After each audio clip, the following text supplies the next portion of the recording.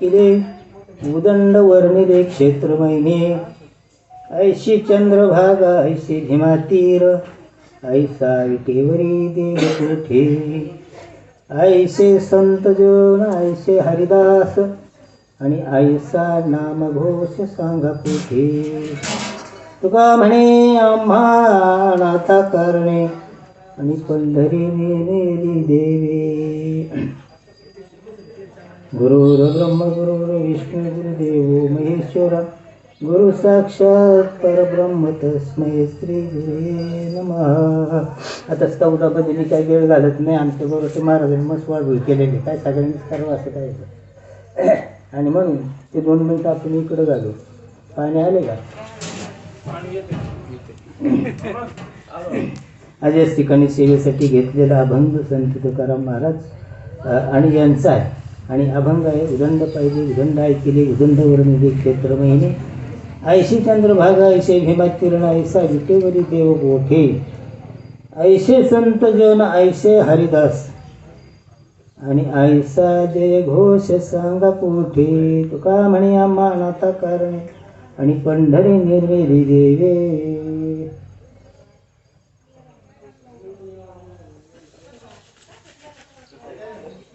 आज या ठिकाणी हा जो काही मेळावा आहे, आणि म्हणजे या मेळाव्याला आता खरं पाहिलं तर 16वा लागलेले आहे ना. 16 वर्ष म्हणजे ऐन तारुण्यात येईल, परंतु ऐन तारुण्यात म्हातारपण येण्याची शक्यता आहे. कारण समोर काही कोणी दिसणार काही करतात.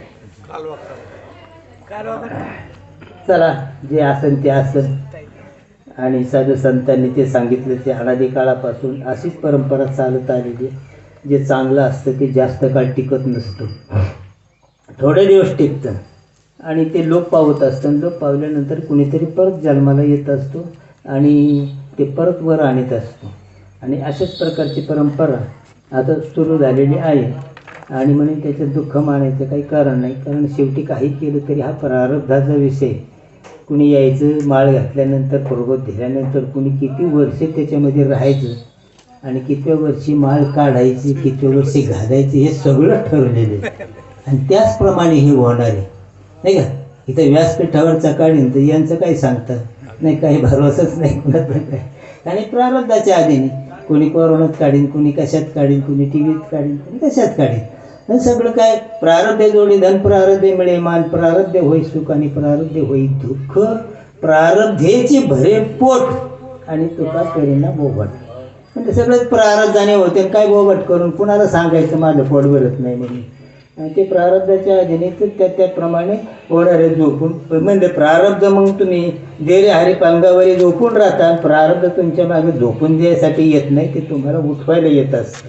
घरात झोपला ना तिकडं दिवाणवर बरोबर 12 वाजता उठून म्हणजे तू झोपायला आला नाही, लाईट आलेली आहे तिकडं बघ, ते डेंजर लागलं त्या रानामध्ये बटन दाबायला. पण ते झोपून देत नाही, त्यासाठी येत नाही. मग त्याची आपण चिंता करण्याचे काहीच कारण. आता या ठिकाणी तुकाराम महाराजांनी जे काही विषय आता तसा अभंग हा कसा आहे, कळीचा मुद्दा आहे. जर नीट विचार केला नाही, नीट समजून घेतला नाही तर, आणि समजून घेतला तरी काय तसं मानायचं काहीच कारण नाही, पण समजून घ्यावं लागेल. समजून जर घेतला तर आहे. आणि त्याने अनेक प्रकारच्या साधनं सांगितले. मी एका डॉक्टरकडे गेलो आणि त्या डॉक्टरच्या ठिकाणी मला काही गुन्हे आहे ना म्हणलं. एकाने सांगितलं तो डॉक्टर लई चांगलं आहे, त्याच्याकडे जा. ठीक आहे म्हणलं. मग इकडल्या एवढ्या गोळ्या घेतल्या पहिल्या डॉक्टरच्या, आणि त्या डॉक्टरकडे गेलो, त्याला दाखवल्या. तेव्हा ना मी काय जनावरचा डॉक्टर आहे का, त्याच्या गोळ्या घेऊन आल्या तिकडे उपकरणं दे फेकून. म्हणलं मी काय सांगेन ते गोळ्या खावा लागते काय. पण आपल्याला ज्या आपल्या साधू संतांनी आपल्या सद्गुरूंनी जी साधना दिली तीच खरी. बाबांनी त्याच काळामध्ये सांगितलं होतं, सावध राहा बरं का. पुढं माळं आपल्यातलीच मंडळी येतील. पहिलं होतं, दुसरं होतं, तिसरं होतं, चौथं होतं असं म्हणतील. कोणाचं ऐकू नका. 2 म्हणजे 2, याच्या पलीकडे काय तिसरं काहीच नाही. आणि म्हणून आपल्याला हेच काय की दूध दूधच पिता येत ना तर कुठं काला खाता, नारळच बसायला. म्हणून ही साधना उत्तम प्रकारची आहे. आणि त्याच्यामध्ये आपण किती जरी साधू संतांच्या साधना सांगितल्या ना, अवघड आहे. आपण त्याच्यात बसत नाही नाही का. साधू संतांच्या ज्या काही साधन आहेत त्याच्यात बसत नाही, तर त्याच्या जे ऋषीमुनीचे तर त्याच्यात तर मुळीच बसत नाही. मग आपल्याला जे काही परवडत ना त्याच्याप्रमाणेच आपण त्या साधनांचा विचार केला पाहिजे. कामामध्ये काम म्हणा काही रामा रामा. आपलं कर्म करता. कारण ते जर जमत असतं तर आज संप्रदायाची इथून तिथून महाराष्ट्रभर अशी दुर्दशा झालेली आहे. मग का झाली? याचं कारण त्या साधना डोक्याच्या पलीकडे कायम स्वरूपाच्या नाही. प्रबोध जरी दिला, तुम्ही नाम घेतलं, काही कालापर्यंत ते चालत असतं आणि त्याचा विसर प्रारब्धानुसार पडत असतं. प्रारब्धाच्या साधनेवरती त्याला ठेवीत नाही तर ते बिचारी काय, ती तरी काय करतील, कसे काय मिळायला येतील? ते कर्म पाठीमागे लागलेले, कर्माचा राडा त्यांच्या पाठीमागे लागलेले आणि त्या कर्मानुसार ते सगळं काही घडत असतं. वास्तविक साधना अवघड काहीच नाही, फक्त नामचिंतन आहे. आणि नामचिंतनानंतर प्रबोधाचं बी जे काही दिलेलं आहे, त्या प्रबोधाचं ते काय प्रबोध दिला 8 दिवस झाला, त्याला संपत आहे, समजत आहे की आता आपलं काम संपलं. प्रबोध दिला म्हणजे आपण आता मोकळं झालं. पहिले नामही गेलं आणि प्रबोधही गेला काय, आणि त्याच्यापासून अलिप्त होतो. अलिप्त झाल्यानंतर त्या साधनेचा काय उपयोग होणार आहे? ते साधना त्याला लागूच पडत नाही. गोळ्यात लागू पडत नाही तर गुण कसं काय होईल? नाही का? गोळ्या खाल्ल्या पाहिजे ना, पण गोळ्या खाण्याचा प्रारब्धानुसार काही नाही जमत. ठराविक थोड्या लोकांना ते जमत. विरळा जाणे हरिपाठामध्ये सांगितलं. किती जरी साधना चांगली असली तरी सुद्धा विरळा जाणे. थोड्या लोकांना फार म्हणजे बोटं मोजणे इतकं ते जमणार आहे. आणि असं सगळ्याला जमलं असतं ना तर आजपर्यंत सृष्टीचा कार्यक्रम संपून गेला असता. कारण सगळेच मोक्षाला गेले असते. जन्मा नाही याने आयुष्य केले तर माणूस नावाची जातच गेलेला शिल्लक राहिली नाही का? सगळेच गेले असते. याचा अर्थ ते तसं होऊच शकत नाही. भगवंताला सृष्टीचं कार्य पण चालू ठेवायचं आणि एखादा अर्धा गेल्याने काय बिघडत नाही, काय फरक पडत नाही. जाय ना का दाखवत जरी मोक्षाला गेली तरी जाऊ द्या गेली तर त्याने काय सृष्टीचं कार्य बंद पडत नाही. परंतु पहिलं उपजे ते नाशे, नाशे ते पुनरुपी दिसे, त्याचा कार्यक्रम त्याची करमणूक म्हणून त्यांनी बंद केलेले. त्याचा खेळ तो बंद करू शकत नाही, ते त्याला चालू ठेवायचा. आता आपण किती जरी प्रयत्न केला ना पण त्याचा काहीच उपयोग होणार नाही. कारण ते आहे त्या पद्धतीत ते चाललं. आता जे त्या बिचारी ते आहे ते सुद्धा बंद होते ना. त्या डोक्यावरून जायचं सांगायला लागले आणि असं झालं पाहिजे, तसं झालं पाहिजे, त्यापेक्षा नसेल. कारण व्यासपीठावरचा इंग्रजी बोलतोय, पुढची मराठी जाणणारी, आता कसा मेळ बसायचा त्यांचा याचा? हे जमत नाही ते. आणि म्हणून माऊलींनी काय केलं की अख्ख्या ज्ञानेश्वरीमध्ये सगळे दृष्टांत सिद्धांत शेतीतले दिलेली आहेत. हे समोरच्याला कळावं म्हणून. तुम्ही दाखवून द्या कुठलाही दृष्टांत. काय कळायला? सर्वांना कळते. पाय पा दूध पवित्र आणि गोड, पाशी त्वचेच्या पदरा आड. किती गाया किती गोठ होते माऊलीला, किती लिटर दूध जात होतं त्या गोचाड गोमाशा सांगायला. आम्हाला अजून सांगता येणार त्याने कसं काही सांगितलं. तुमच्या इकडं माधुकरी मागायला येत होतं, तुम्ही धारा पाणी काढत होतं, तेव्हा त्यांनी अभ्यास केलेला होता आणि त्या पद्धतीने त्यांनी सांगितलं. त्याचं काही चुकीचं नाही. कितीतरी दृष्टांत नाही का? कमलकंदा आणि दरधोरी नांदुनुके एकेची घरी यांनी सांगितलेले आज बाद करायला लागलेत लोक. काय? कमलकंदा आणि दरधोरी नांदुनुके एकेची घरी. कमळाचं झाड पाण्यामध्ये असतं पण पाणी अंगाला चुकटू देत नाही. आणि त्याच्या जागेवर आम्ही डोकं चालून आता आळूचं पान काढले आणि आळूचं पान त्याच्यात बुडवल्यानंतर म्हणजे ते वर काढले की ते पाणी धरीत नाही. अरे पण आळूचं झाड पाण्यात टिकूच शकत नाही. तेवढं पुरतं तुम्ही पान तोडून दुसरी कोण आणून पाण्यात बुडवतो, कोरडं निघत. कमळाचं पान जलमल्यापासून पाण्यात त्याची मुळी आहे. तसं आळू तुम्ही गड्ड्यात त्या खातात लावून दाखवा पाण्यामध्ये, बघू टिकवतो का ते? नासून जाईन. म्हणून त्यांनी साधना केली, त्याच्यात आपण बदल नाही करायचा. ते कमळाला दृष्टांत तो लागू पडतो, आळूला लागू पडत नाही.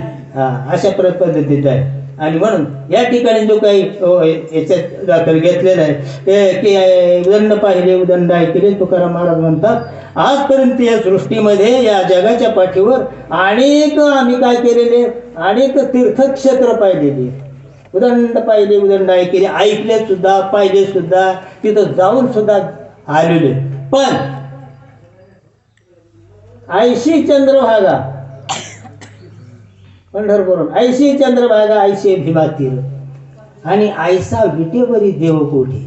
पण जगाच्या पाठीवर अजून आम्हाला असा देश आणि असं पंढरीची जे काय आहे ना वर्ण, असं कुठंच पाहायला मिळलं नाही.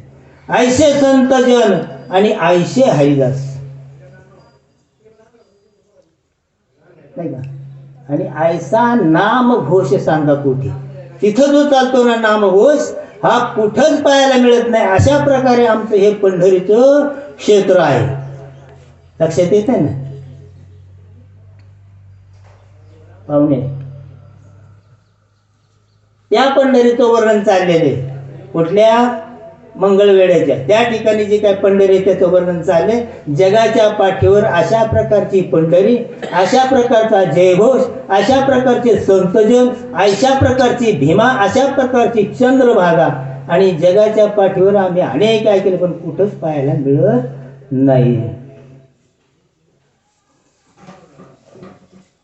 आपण पंढरीला जातो आणि पंढरीला गेल्यानंतर त्या ठिकाणी लाखो जणांचा संतांचा मेळा पाहतो आपण. आणि हा संतांचा मेळा किती दिवस असतो तिथं पंढरीत?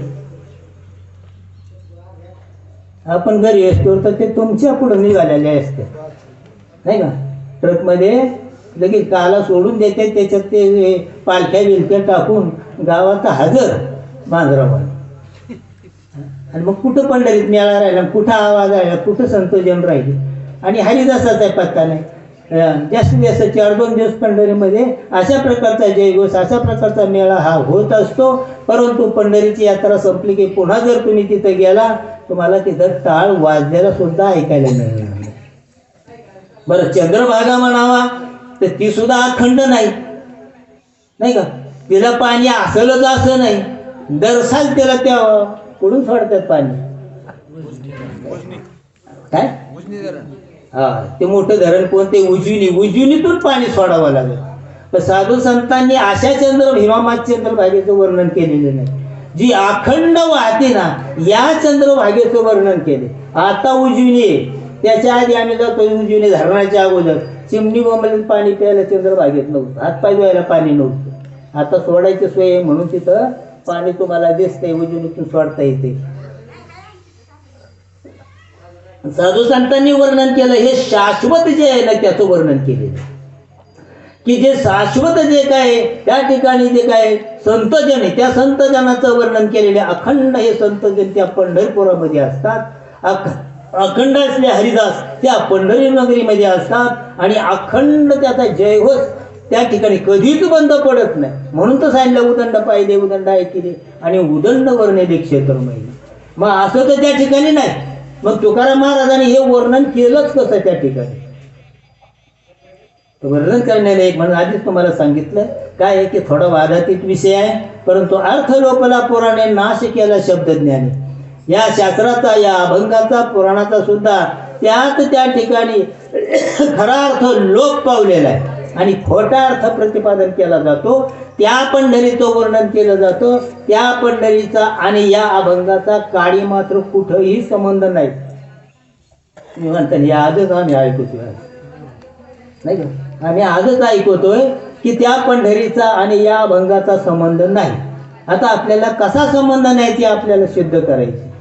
कारण आपण त्या ठिकाणी महाराज या ठिकाणी प्रवचन कीर्तन करतो आणि पंढरी त्या ठिकाणी आहे 500 किलोमीटरवरून वर्णन करतो, तिकडं हात दाखवतो नाही का. ऐशी चंद्रभागा ऐसे भीमा तीर. आता व्याकरणाचा जर अभ्यास केला तो ते कशाला वर्णन केलेलं जे लांब आहे त्याला दाखवलं जातं नाही का. तुम्हाला विचारतोय जे लांब आहे त्याला तेव्हा ती पंढरी असं वर्णन केलं जातं. आणि जवळ असेल तर ही पंढरी. मग बोला एवढी अक्कल नसावी का अभंग कसा लिहायचे. ऐशी चंद्रभागा कशी, ऐशी चंद्रभागा ऐशे भीमा तीर सांगितली. अरे व्याकरण काय सांगते तुम्हाला, ऐशे म्हणजे आणि ही पंढरी सांगितली. त्यांची देह ही पंढरी आत्मा विठ्ठल आणि नांदतो केवळ पांडुरंग. आणि या ठिकाणी जे काही अखंड भजन करणारे जे काही संतजन आहेत, अखंड भजन करणारे जे काय हरिदास आहे हे कधीही बंद पडत नाही. पण तुकाराम महाराजांनी काय केलं होतं, त्यांचा स्वतःचा आतला बाणा तयार केलेला होता. कारण दादा कीर्तन टाळकऱ्यांचा मृदुंगमणी विनेकरी हे सगळे स्वतःचे आतले तयार केलेले होते नाही का. आता आपले हे बाहेरचे आपण आणतो टाळकरी आणि आपल्या घरात आता पाठ आपल्याला काकडा करायचं. आता हे येतात काय तिथं, इथंच येत नाही लवकर तर तिथं का यायचं रोज. आणि ती बी मरेपर्यंत अखंड आपल्या पाठ्याबरोबर. तुकाराम महाराजांना काय सोमवार नव्हता, किती वाजता उठते हे काय वेळ काय त्यांना नव्हती, काळ वेळ नाम उच्चारिता नाही. कधी जेव्हा जागेन त्यांचं काही ते अखंड भजन चालू होतं, कधी उठणार आणि त्या ठिकाणी काकडा चालू व्हायचा, कधी हरिपाठ त्या वेळेत चालू व्हायचे. म्हणजे कोणाला बोलवायची गरज नाही. म्हणतात त्यांचे 14 टाळकरी होते. असू द्या, माझं त्याचं दुमत नाही. 14 टाळकरी मी दररोज उठून त्यांच्या घरी काकडा करायला जायला काय मोकळे नव्हते. पुढे देवळात म्हणा मेळावा संत समजा एखाद्या अर्ध्या दिवस जातील समजा बोलावल्या का दररोज असतील का तिथं. माझ्यासारखं बोलायचं नाही का, माझ्यासारखं बोलू नका. दररोज त्या ठिकाणी जातील का हे बाहेरची मंडळी, अजिबात जाणार नाही. मग हे यांनी कुठून आणले तरी कुठं होते टाळकरी, आणलं तरी कुठून होता ते मृदुंगमणी, हा विनेकरी त्यांच्याकडे तरी कोण होता नाही का. हा तर हे देह ही स्थिती आहे ना, ही चौघावरती चालत असते. 4 त्याच्यामध्ये प्रमुख असतात. चतुष्ट याचा अभंग एक चोखा महाराजांचा, टाळी वाजवावी गुढी उभारावी, तो पण असाच आहे. आणि वाट ही चालावी पंढरीची, पण हा पण तिकडंच हात सोडतो. वाट ही म्हणतो आणि चालावं त्या पंढरीची. तर त्याही ठिकाणी सांगितलं मिळाले चतुष्ट वारकरी. आता फक्त 4 वारकरी मिळाले. वारकऱ्यांचा मेळा भरपूर सांगितलं त्याने, इतके की इतके जण काही कौलाची पंढरीच्या आत कौलाची पेट इथून तिथून लाल भडक दिसत होती. म्हणजे नेमकं काय, पण मिळाले चतुष्ट वारकरी. किती मिळाले, फक्त चतुष्ट म्हणजे 4. अंतःकरण चतुष्टयाचा विषय मन बुद्धी चित्त आणि अहंकार, फक्त हे 4 जण मिळाले की बाकीचे आपोआप मागे येत असतात. आणि हे 4 वारकऱ्यांना त्यांनी त्यांच्यासारखं बनवलं. याच्यामध्ये एक मृदंगमणी आणि टाळकरी विनेकरी हे सगळे होते. आणि बुद्धी जी होती हिच्या डोक्यावरती तुळस दिलेली होती. आणि अशा प्रकारे हा मेळा त्याने स्वतःच्या घरामध्ये तयार केला होता. म्हणजे ह्या देहरूपी घरामध्ये हे बनवलेलं होतं. आणि त्याच्यानंतर पुढे गेल्याच्या नंतर काम क्रोध मद मच्छर दंभ आणि अहंकार हे षड्विकार आहेत. आणि काही पंचविषय आहेत, हे काही सुचू देत नसतात. आणि पंचविषय जर जबरदस्त जर विषयात भिन्न झालेला असेल तर पंच ज्ञानेंद्रिय सुद्धा त्याच्या पाठीमागे पडत असतात. पण यांनी पंच ज्ञानेंद्रियाला त्यांच्यासारखं बनवलं, त्यांचं परिवर्तन केलं. आणि पंचविषय त्यांचा विषय तो त्यांचा झाला नारायण, न आवडे जन धन माता पिता, अशा प्रकारचे पंचविषयांची स्थिती करून ठेवलेली होती. आणि पंच ज्ञानेंद्रिय त्याचप्रमाणे त्यांनी बनवली होती. कानाला शब्द विषय, तुम्ही ऐका रे कान माझ्या विठोबाचे गुण, डोळे तिथे माझा पाठाने जरा सांगत जा. तर तुम्ही घ्याले सुख माझ्या विठ्ठलाचे मुख, जिव्हा ते धाव घेई आणि राही विठ्ठलाच्या पाय. म्हणून विषय बदलल्याच्या नंतर परिवर्तन केल्यानंतर ज्ञानेंद्रिय सुद्धा बदलली आणि त्यांचं हे रात्रंदिवस अखंड भजन चालू झालं. आता इकडे जे काय षड्विकार होते नाही का, काम क्रोध लोभ मद मत्सर, हे जे 6 विकार होते, या 6 विकारांचं परिवर्तन करावं लागलं. आणि 6 विकारांचं परिवर्तन केल्याच्या नंतर तुकोबांनी काय केलं, या मंडळीला माळकरी बनवलं. आतल्याला बरं का, बाहेरची नाही. जसं तुम्हाला पांडुरंगदास आणि श्रीपतदाबांनी काय केलं, माळकरी बनवलं. दारू पिऊन कुठंतरी वाढायला पडत होता, परंतु माळकरी बनवलं. इथं व्यासपीठावर कीर्तन करायला लावली. मग आता तुम्हाला दारुड्या म्हणणार का महाराज म्हणणार, काय म्हणायचं. आता ताकद नाही कोणी दारुडे म्हणायची. होतं ते परिवर्तन केलं, आज व्यासपीठावर तो आहे. आणि कैक मंडळी अशा प्रकारची व्यसनाधीन असणारी, यांच्या खांद्यावरती टाळ येईल आणि ते टाळकरी. आणि इथं कीर्तन प्रवचन आज या लोकांची चाललेली आहे, कारण त्यांचं परिवर्तन केलं. परिवर्तन केल्यानंतर आज त्यांना वाईट म्हणणारा ताकद नाही कोणाची वाईट म्हणायची. आता मी सुद्धा तसंच आलेलो टिकून, पण आता मला ताकद नाही कोणाची म्हणतो. मला तर माहितीच नाही, समजा गावात आहे माहिती, इथं काय माहिती काय करीत होतो ती. आणि अशा प्रकारची स्थिती त्या षड्विकारांच्या तुकाराम महाराजांनी केली. आता राहिले त्रिगुणाची सत्ता. तुका म्हणे जन केले प्रकाराचे 3 गुण या जगतामध्ये, आणि त्याच्यावरती या विश्वाचा खेळ चाललेला आहे. ते 3 गुण या संपूर्ण जगताला नाचवतात. अशा प्रकारची शक्ती त्या त्रिगुणामध्ये आहे. पण तुकाराम महाराजांनी त्रिगुण सार निर्गुण हे सारा विचार हरिपाठ अशा प्रकारचे ते निर्गुणामध्ये नेऊन टाकले. त्रिगुणाला त्यांची सत्ता बाद केली. आता लक्षात घ्या, 6 षड्विकार नाही का, आणि पंचविषय किती झाले, 11, आणि 3 त्रिगुण 14 झाले. तुकाराम महाराजांनी हे 14 टाळकरी त्यांच्या आत बनवलेले होते. आणि हे संतजन, आयसे संतजन, आयसे हरिदास आणि आयसा नामघोष रात्रंदिवस अखंड चालू झाला त्यावेळेस. आणि मग तो नामघोष कशा प्रकारे चालला होता. अनुहात वाजते टाळ, नाही का, मला कान थोर नाही म्हणून काही ते म्हणता येत नाही, तुम्ही म्हणत जाईल ना. अनुहात वाजती टाळ अनु क्षीर गीत रसाळ, अशा प्रकारचं गीत सुरू झालं. टाळी लोकला नाद, अंगी मुराला छंद. आणि या मंडळीच्या नादामध्ये तुकाराम महाराजांची अशा प्रकारची स्थिती करून घेतली. आणि हे आतलेच टाळकरी होते. आणि बाहेरचे जे होते, बाहेरचे कीर्तनात तुमच्याकडं वाघुली असेल, देवा असेल, त्या ठिकाणी कीर्तनाला ते जात असतील, त्याचा काही आपल्याला विषय घ्यायचा नाही. आणि अशा प्रकारची ही स्थिती. आणि म्हणून त्यांनी सांगितले की उदंड पाहिले, उदंड ऐकिले, उदंड वर्णिले क्षेत्र म्हणजे अनेक तीर्थक्षेत्र पाहिली, पण हे चालतं बोलतं फिरती पंढरी, नाही का, याला कुठं जायची गरज नाही तुम्हाला. ते पंढरी तुमच्या जवळ. आणि या पंढरीला घेऊन तुम्हाला त्या पंढरीला जाता येईल. आणि म्हणून तुकाराम महाराजांनी मला कुठंही पंढरीला जाण्याची गरज नाही, कारण पंढरीची वारी आहे माझ्या घरी. आणि अनेक महिन करी तीर्थयात्रा, मला कुठल्याही तीर्थयात्रा करण्याची गरज नाही, काही नाही. माझी जी काही तीर्थयात्रा जी आहे ना, माझं सर्वस्व हेच आहे.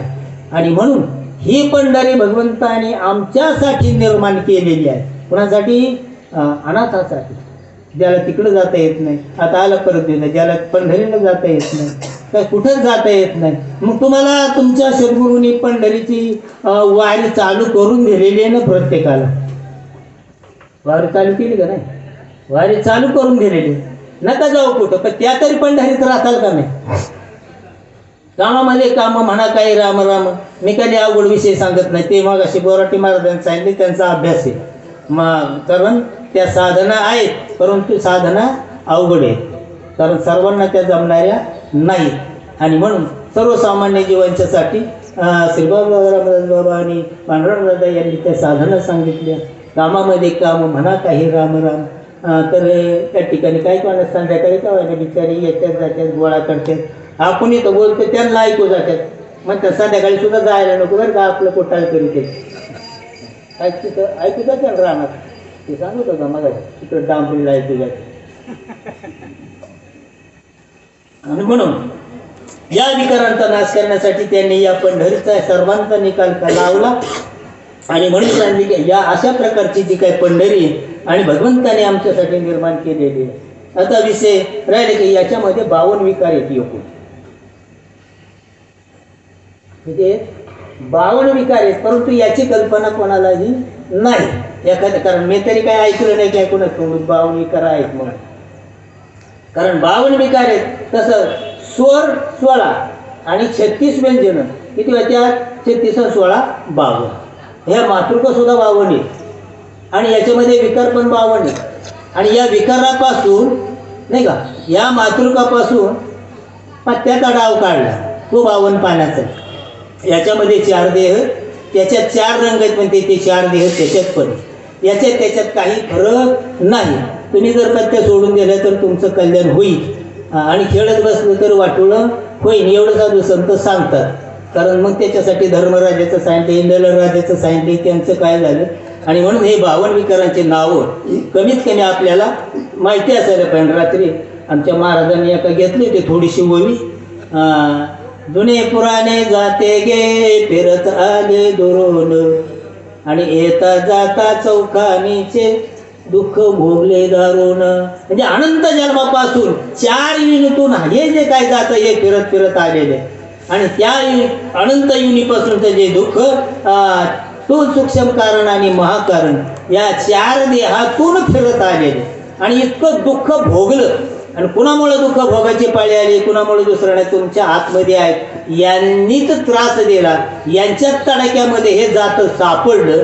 आणि म्हणून हे दुःख त्याला भोगावं लागलं. आता पुढचा मी हिशोब करतो. नागोडी महाराज तुम्ही बेरीज करा, 52 भरतेत का नाही. काय ते फोटो निघून निघाला तर त्याने तो वाटवळ झाले सगळ्यांचं. मग काय करता आता?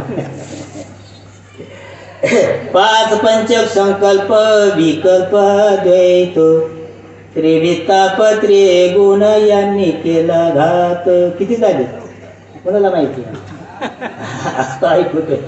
5 पंचक कळतं का? नाही कळत. 5 पंचक म्हणजे 5 पाचा म्हणजे किती झाले? 5 पाचा 25. त्याच्यामध्ये 25 शब्दस्पर्श रूपरस आणि गंध. पंचमहाभूत काय? पृथ्वी आपतेज वायू आणि आकाश आणि अंतकरण चतुष्ट आहे. मनबुद्धी चित्त अहंकार आणि अंतकरण नाही का? आणि प्राण आपण यान समान आणि उदान. अशा प्रकारे 5 पंचकाचे 25 हे झाले. आणि संकल्प आणि विकल्प आणि द्वैत म्हणजे मी आणि माझं ते 4. त्रिविताप आणि त्रिगुण 3 आणि 3 6 आणि वरचे 4 10. 10 आणि 25 45. किती झाले? 35 झाले का? 10चा फरक पडला. असे तुम्ही आणता मला एवढं लांब डेरीत गेलं म्हणजे आताशी तर 35 झाले पहिल्या चरणात. पुढे आणखी कोण कोण मंडळी होती? अशा मनच्या कल्पना इच्छा तृष्णा भ्रांती आणि 14 हाते शिरोनी या विषयांचे गीत गाते. ह्या 6 वृत्ती आणि 4 देह नाही का यांच्यामध्ये शिरून या ज्या काही वृत्ती आहेत अशा म्हणजे कल्पना यांनी गाणं गायला सुरुवात केलं नक्की. आणि हा जो मोहित झाला आणि त्याला खालतं वरतं कळायला तयार नाही, देवधर्म समजायला तयार नाही, असा या वेढा या लोकांनी घातलेला होता. किती झाले? 45. अजून बराच फरक आहे बरं का. 45. काम क्रोध लोभ मद मोह मत्सर आणि हे 6 जण विध्वंसक जाते शिरडे उंदीर. हे षडविकार आहेत. आणि हे 6 विकार जे आहेत हे उंदराच्या अवलादीचे आहेत. यांना काही कारण नसताना कुरतडाची सवय आहे. आणि उंदराला समजा 500-500च्या नोटात 1000-1000च्या रुपये आपल्याला आणायचं नाही का? भली मोठी पेटी आहे त्याच्यात उंदीर सोडले 1-2 काय करतील बरं रात्रभर? बरोबर हिशोब करणार ना, मोजणार किती नोटायचे. तुम्हाला पण मोजता येणार नाही सकाळी. नुसतं का करायचं काम काय? त्याने पोट भरायचा हिशोब नाही तर अशा एखाद्या महिन्याच्या 25-50 वर्षाची साडी जपून ठेवलेली असते काय. पुन्हा साडीच घ्यायची गरज नाही. पण त्या समजा बॅगमध्ये जरी हे उंदीर शिरल्यानंतर काय करते? जर नेमकी निवडून काढते नाही का बाजूला. असे कातर लावतील की कुठेही तुकडा शिल्लक ठेवत हे काय पोट भरायचा उद्योग होता. घासात शिरलं तर पिंडीभर किती मुठभर पोटभर अख्खा वाफ्याचं वाटोळं करतात. म्हणून हे विध्वंसक आहे.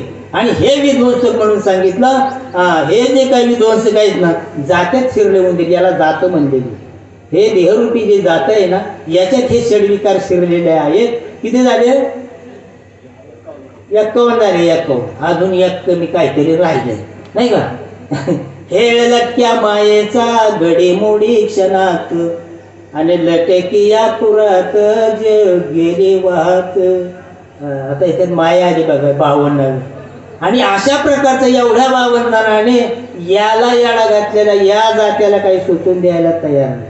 मग यातून सुटायसाठी काय? 52 जनाचे जगतीने निर्मिले.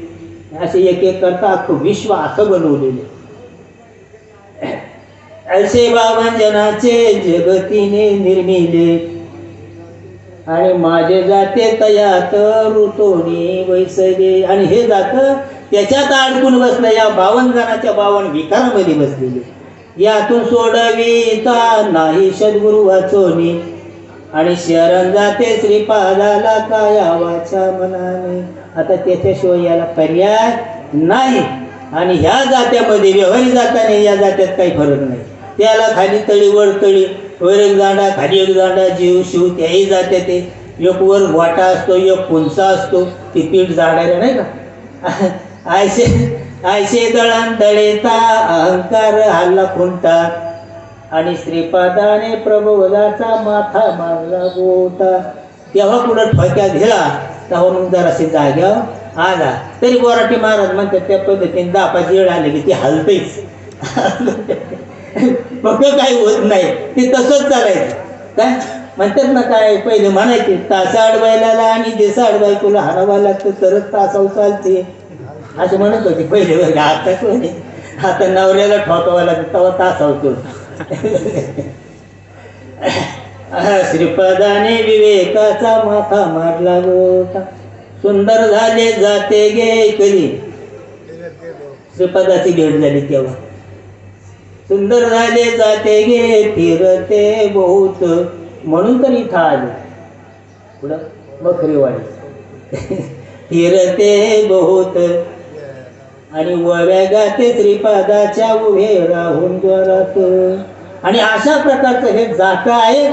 ऐसे दळणीता पाळी पडले आसार पीठ दळता आसार पाळी पडते का पाळी, त्या गोलियाड्याला पाळी म्हणते त्या जातेच्या कडे, बरोबर आहे ना.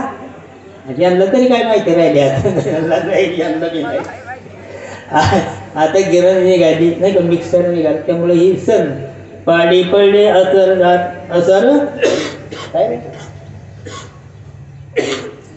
पीठ. आणि ज्ञानकुंचाने जाडोनी या टाकी दे काठवटीत. अशा प्रकारचा हा जात्याचा व्यवहार झाला. आणि या जात्याला तुकाराम महाराजांनी जाग्या बांधले सगळे. या सगळ्यांना बदललं, यांचं परिवर्तन केलं, यांना टाळकरी बनवलं, यांना माळकरी बनवलं, कुणाला मृदुंगमणी बनवलं आणि कुणाला पेटी बिटी नव्हती याच्यात नाही का, विनकरी बनवलं. तुळस दिली डोक्यावरती की त्या बुद्धीच्या. आणि अशा 52 जणाला कामाला लावलं. आणि म्हणून तुकाराम महाराज म्हणतात, आयशे उदंड पाहिले उदंड ऐकिले उदंड वर्णिले क्षेत्र महिने. ऐशी चंद्रभागा ऐशे भीमातीर ऐसा विटेवरी देव कोठे. ऐशे संत जन म्हणजे हे आता सांगितले हे ऐशे संत जनना ऐशे हरिदास. आणि असा जो काही नामघोष जो चाललेला आहे ना, हा सांगा कोठे. किती येड घाला पंढरीला, ते पंढरी तुम्हाला सापडणार.